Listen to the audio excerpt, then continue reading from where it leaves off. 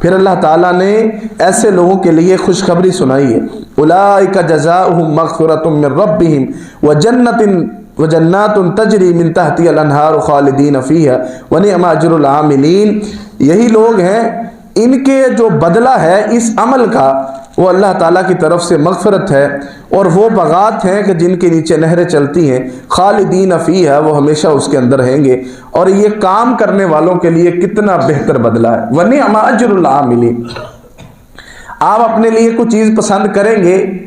وہ اتنی معیاری نہیں ہو سکتی جتنی کہ آپ کا رب آپ کے لیے کوئی چیز پسند کرے گا۔ اور اللہ تعالیٰ نے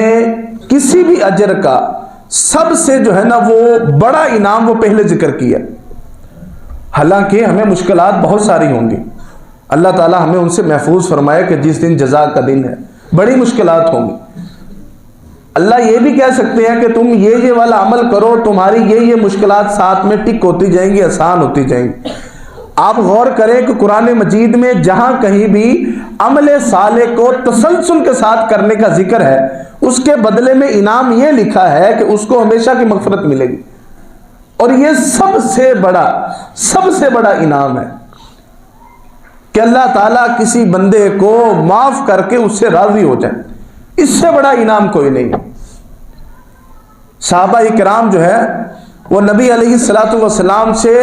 ایسی ہی باتوں کی ڈیمانڈ کیا کرتے تھے، ایسی باتوں کی۔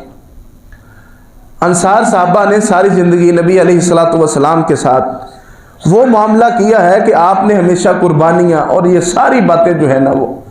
آپ کے اوپر اپنا جان، اپنی جان، اپنا مال، اپنا سب کچھ جو ہے نا وہ قربان کیا، اور کبھی اس کے بدلے میں کوئی ڈیمانڈ نہیں کی۔ ایک دفعہ جو ہے نا وہ اللہ کے رسول علیہ الصلوۃ والسلام کے پاس انصار کا ایک وفد آیا،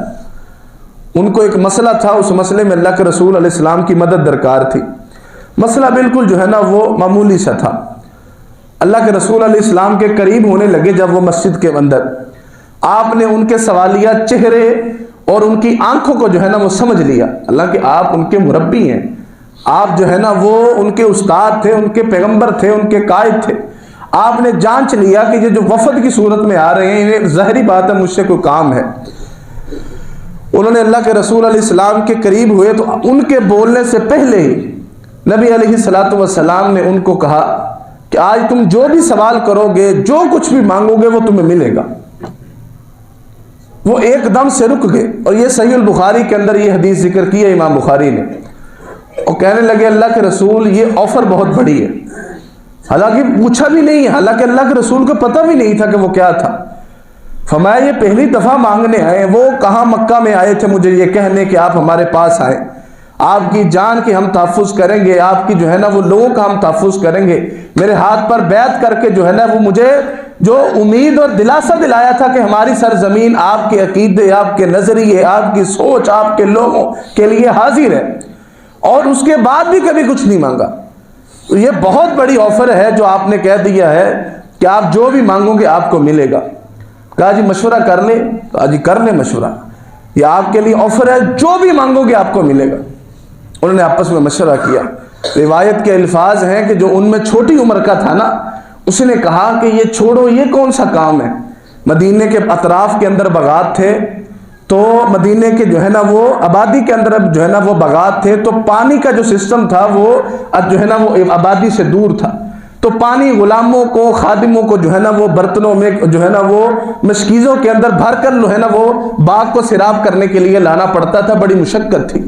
تو فرمائش یہ کرنی تھی کہ اللہ کے رسول کوئی ایسا جو ہے نا وہ ہمارے لیے معجزہ کر دیجئے،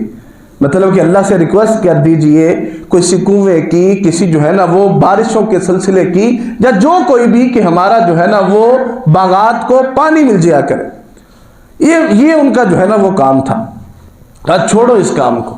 یہ محنت تو ہم کر لیں گے۔ اب انہوں نے جو ہے نا وہ ایک ڈیسائیڈ کر لی کہ ہمیں کیا چاہیے۔ وہ آ کر اللہ کے رسول علیہ الصلوۃ والسلام کو بتایا کہ اللہ کے رسول ہم یہ پانی والا معاملہ آپ کے پاس لے کر آئے تھے، اب یہ نہیں چاہیے۔ پوچھا کہ اب کیا چاہیے؟ اب یہ چاہیے کہ اے اللہ کے رسول آپ اللہ تعالیٰ سے یہ دعا کر دیں کہ اللہ تعالیٰ ہم انصار کو معاف کر دیں۔ نبی علیہ الصلوۃ والسلام نے ہاتھ اٹھائے اور آپ نے یہ دعا کی کہ اللہم اغفر لی انصار، ولی ابناء الانصار ولی ابنائی ابناء الانصار، اے اللہ انصار کو معاف کر دے، انصار کے جو ہے نا وہ بیٹوں کو معاف کر دے، یعنی کہ ان کی اولاد، اے اللہ انصار کے پوتوں کو معاف کر دے، جو ہیں یا نہیں ہیں، آل اولاد کو اے اللہ معاف کر دے۔ زبان نبوت ہے، وہ زبان جیسی زبان اللہ نے زمین پہ نہیں اتاری، وہ فرمان اور وہ الفاظ جو ان سے پہلے اور بعد تلک کہا قیامت تک جو ہے نا وہ زمین پر دوبارہ ظاہر نہیں ہوں گے۔ لوگوں نے کہا والی موالینا یا رسول اللہ، ہمارے وہ خادم جن کی آسانی کے لیے ہم یہاں پر آئے تھے، آپ نے ان کا بھی نام لے کر کہا والی موالینا الانصار، اے اللہ انصار کے غلاموں کو بھی معاف کر دے، ان کے خادموں کو بھی معاف کر دے۔ تو یہ صحابہ کرام کا وہ ان کی جو ہے نا وہ ترجیح تھی کہ اللہ سے مانگنا کیا ہے۔ عزیز مسلمان مرد و خواتین، اللہ سے اس کی مغفرت ہر حال میں مانگنی چاہیے، اللہ کے سامنے یہ کہنا چاہیے کہ اے اللہ ہمیں اس حساب سے مبرہ رکھنا، اس حساب سے دور رکھنا، تب کہنا ہے جب اس کی بنیاد عمل صالح ہو۔ صحابہ کرام سے بڑھ کر کوئی بھی اچھے عمل کرنے والا دنیا میں پیدا نہیں ہو سکتا۔ آپ خاک ایڑیاں جو ہے نا وہ لاکھ ایڑیاں رگڑے، آپ اپنے ماتھوں کو رگڑ رگڑ کر ان سے جو ہے نا وہ ماس اور گوشت کو جو ہے نا وہ چھین لیں، آپ صحابہ کرام کے کیے ہوئے سجدوں کا مقابلہ نہیں کر سکتے۔ نبی علیہ السلام نے فرمایا تم لوگ احد کے پہاڑ جتنا سونا خرچ کرو، جنہوں نے دیکھا ہے اللہ دوبارہ دکھائے، جنہوں نے نہیں دیکھا اللہ انہیں دیکھنا نصیب کرے، کہ یہ وہ پہاڑ ہے جس سے رسول اللہ کو محبت تھی اور رسول اللہ اس سے محبت کرتے تھے صلی اللہ علیہ وسلم۔ احد پہاڑ وہ مدینے کے اطراف میں پھیلا ہوا میلوں دور جو ہے نا وہ میل کے اوپر جو ہے نا وہ مشتمل ہے، اتنا پہاڑ کا سونا آپ خرچ کریں اور اس کے بدلے میں میرے اصحاب میں سے کوئی ایک مٹھی جو خرچ کر دے، وہ احد پہاڑ کا سونا مٹھی جو خرچ کرنے کا مقابلہ نہیں کر سکتا، کیونکہ وہ لوگ رسول اللہ صلی اللہ علیہ وسلم کے جانثار تھے۔ اگر وہ لوگ جو ہے نا وہ اتنی بڑی عظمتوں کے باوجود بھی اللہ سے مغفرت اور اس کی جو ہے نا وہ بخشش کی یہیں پر جو ہے نا وہ گارنٹیاں چاہتے ہیں، تو ہمیں بھی یہیں پر محنت کرنی، ہمیں بھی یہیں پر جو ہے نا وہ اپنے لیے آسانیاں اور جو ہے نا وہ اپنے لیے نعمتیں اور اپنے لیے فضل کی اللہ کے ہاں سوال کرنی ہے۔ اللہ ہمیں اس کی توفیق عطا فرمائے۔ جو لوگ اپنے گناہوں پر شرمندگی کا اظہار کرتے رہتے ہیں، یہ نہیں ہے، میں اور آپ اس سے مبرہ نہیں ہیں۔ اس مادہ پرستی کے دور میں، اس پرفتن دور کے اندر جب ہم سود کی جو ہے نا وہ غرض سے لپٹے ہوئے ہیں، بدعنوانی اور جھوٹ اور وعدہ خلافی سے جو ہم اپنے جو ہے نا وہ کندھوں اور گردنوں تک اس کے اندر دھسے ہوئے ہیں، تو ہمیں اپنے رب سے جو ہے نا وہ اپنے اعمال کی مغفرت اور بخشش کے لیے گڑ گڑاہٹ اور اس کے لیے جو ہے نا وہ اس کے سامنے دعائیں کرتے رہنا چاہیے۔ اللہ ہمیں اس کی بھی توفیق عطا فرمائے۔ یہ بہت بڑی توفیق ہے کہ اللہ اپنے سامنے دعائیں اور التجائیں کرنے کا انسان کو موقع دے دے۔ ہم نے کئی ایسے لوگ دیکھے ہیں کہ انہوں نے اپنے والدین کے لیے دعا کروانی ہوتی تو کسی دوسرے شخص کا انتخاب کرتے ہیں، تو ان سے پوچھا جاتا ہے کہ آپ خود نہیں کرتے، کہتے جی ہمیں کرنی نہیں آتی۔ حالانکہ یہ نہیں کرنی کس کو نہیں آتی، دعا کون سا جو ہے نا وہ صرف آپ کسی خاص زبان اور کسی خاص الفاظ میں مانگ سکتے ہیں۔ مطلب یہ ہوتا ہے کہ ان لوگوں نے اپنے آپ کو اپنے رب سے اتنا دور کیا ہوتا ہے کہ یہ دل اس کے بعد یہ گواہی نہیں دیتا کہ میں ہاتھ اٹھا کے اپنے رب سے مانگ لوں،